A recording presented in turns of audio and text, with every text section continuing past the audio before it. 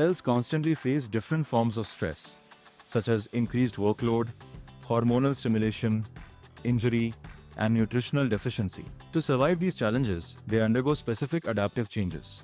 There are 6 major cellular adaptations you must know: hypertrophy, hyperplasia, atrophy, metaplasia, dysplasia, and anaplasia. Hypertrophy is an increase in the size of individual cells, resulting in enlargement of an organ. Importantly, the number of cells remains unchanged.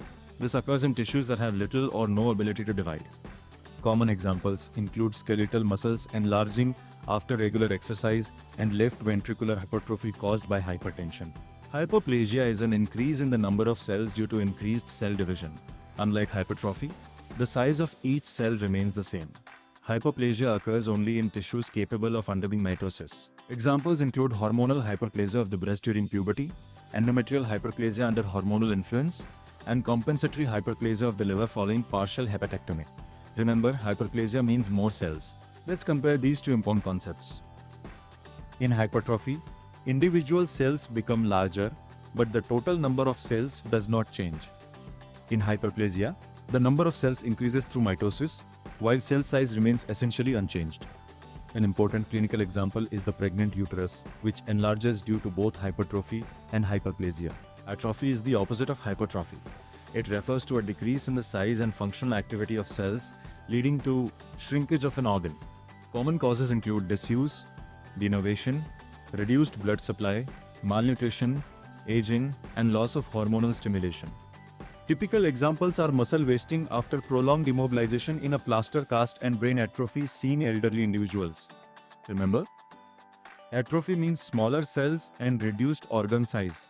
Metaplasia is a reversible replacement of one mature adult cell type by another mature adult cell type. It develops as an adaptive response to persistent irritation or stress. The classic example occurs in smokers. Normally, the respiratory tract is lined by ciliated columnar epithelium. Chronic cigarette smoke causes these cells to be replaced by stratified squamous epithelium, which is more resistant to injury. If the irritant is removed early, this change can reverse, allowing the tissue to return to normal. Remember, metaplasia is one mature cell replacing another mature cell. Dysplasia means disordered growth and maturation of cells. It is characterized by cellular pleomorphism, hyperchromatic nuclei, an increased nuclear to cytoplasmic ratio, loss of polarity, and abnormal mitotic figures extending upward from the basal layer. Unlike invasive cancer, dysplasia remains confined above the basement membrane. Because of this, it is considered a pre-malignant lesion. Remember, dysplasia is a pre-malignant change, not cancer itself. Anaplasia means lack of differentiation and is one of the most important microscopic features of malignant tumors. Anaplastic cells no longer resemble the normal cells from which they originated. They display marked pleomorphism, giant hyperchromatic nuclei, numerous abnormal mitotic figures, loss of polarity, and a markedly increased nuclear to cytoplasmic ratio, often approaching 1 to 1, compared with approximately 1 to 4 or 1 to 6 in normal cells. Remember, anaplasia is the hallmark of malignancy. Let's quickly revise the entire chapter. Hypertrophy means an increase in cell size. Hyperplasia means an increase in cell number. Atrophy means a decrease in cell size.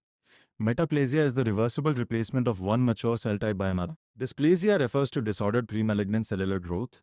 Anaplasia means lack of differentiation and is a hallmark of malignant tumors. If you remember these 6 cellular adaptations, you'll be able to answer the majority of NEET, MBS, and university examination questions from this topic.